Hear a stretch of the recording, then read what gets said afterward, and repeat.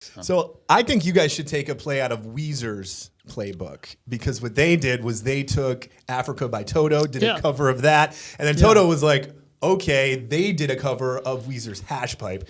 So if you guys do Bittersweet Symphony, I can tell you they do the Freshmen. No chance in hell that Not Richard down? Ashcroft would do the Freshmen.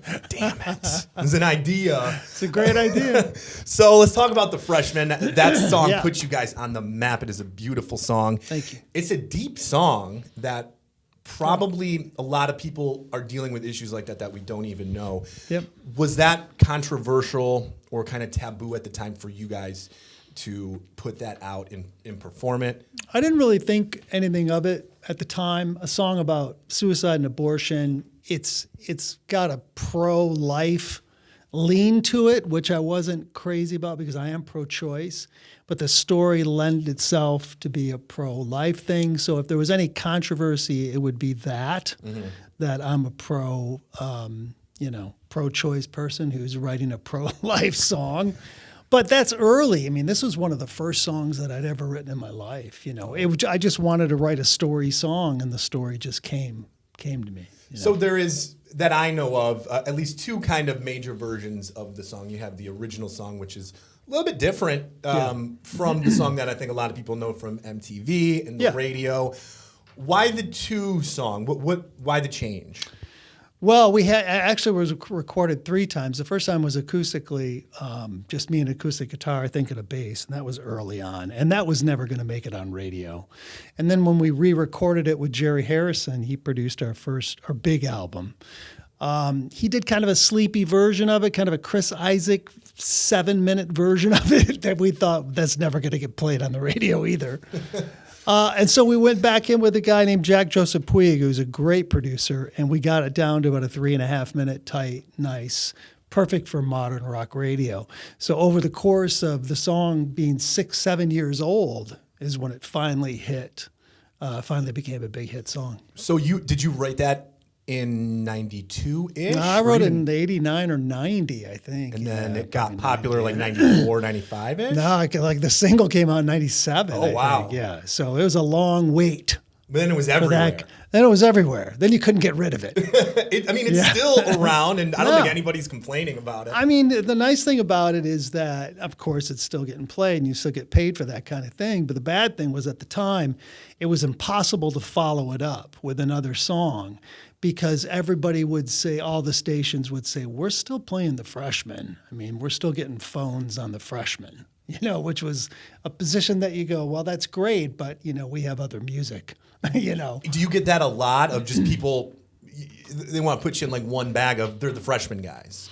Yeah, I mean, the majority of the people know that. And we had that song Colorful that was in Rockstar, which was pretty popular too.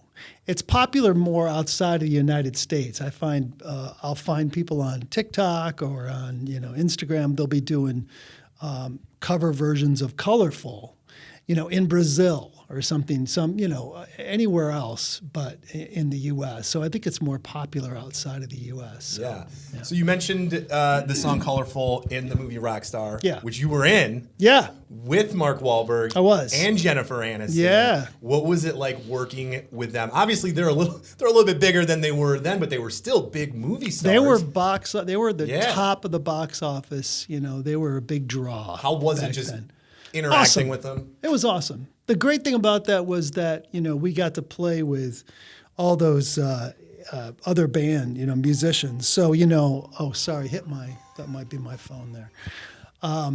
We got to play with, like, for instance, Jeff Pilson of Dokken taught me how to play bass guitar, and I got to hang out with Zakk Wylde, which was nuts, all these other rockers.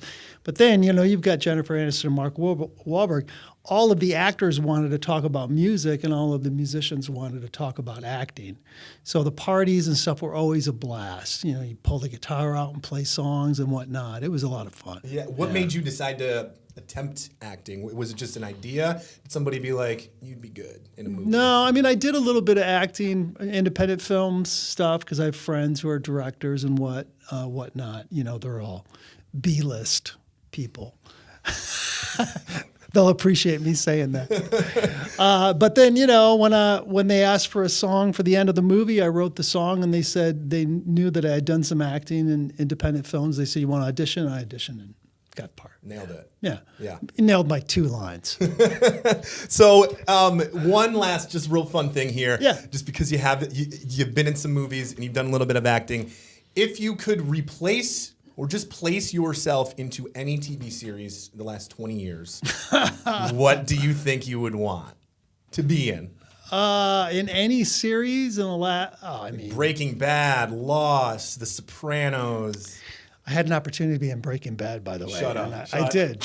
What kind of role? It was the 4th episode, so it hadn't even aired yet. And the woman that Sharon Bialy, who cast Rockstar, said, "Hey, we want you to come out to this new show." It was just like 2 lines in the 4th episode. And I was like, "Yeah, I've got this house concert up in Eau Claire." It was in Eau Claire, Wisconsin, and I chose that over being in Breaking Bad. I mean, that's still a pretty cool story. It's a good story, but it's like, and honestly, I couldn't have canceled that, house concert. But I had no idea what Breaking Bad was anyway. Well, but if I could be in anyone, it would be I'd love to be in Curb Your Enthusiasm. I would just love to. You could. I know it's over now, but it'd be so easy to slide you in any role. Well, we'll see. I wouldn't call it over yet. Yeah. You think so? No, I don't. It's over for me. Well, thank you so much. You got a guitar? Man. I think you might do a song. Play. Yeah, I'm happy to play. Let's do it. When I was young, I knew everything. She a punk who rarely ever took advice. Now I'm guilt-stricken, sobbing with my head on the floor. Stop a baby's breath and a shoe full of rice. No, can't be held responsible, 'cause she was touching her face.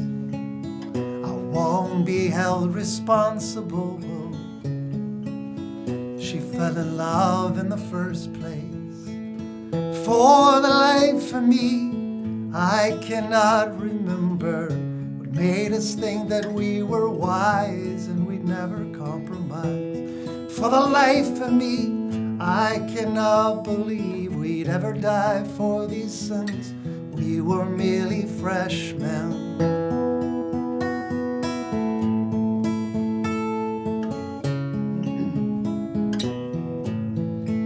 My best friend took a week's vacation to forget her.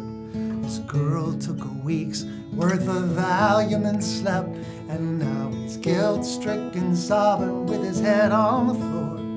Thinks about her now and how he never really wept, he says. Can't be held responsible, 'cause she was touching her face. I won't be held responsible. She fell in love in the first place. For the life of me, I cannot remember what made us think that we were wise and we'd never compromise. For the life of me, I cannot believe we'd ever die for these sins. We were merely freshmen. Hey, yeah, yeah, yeah, yeah.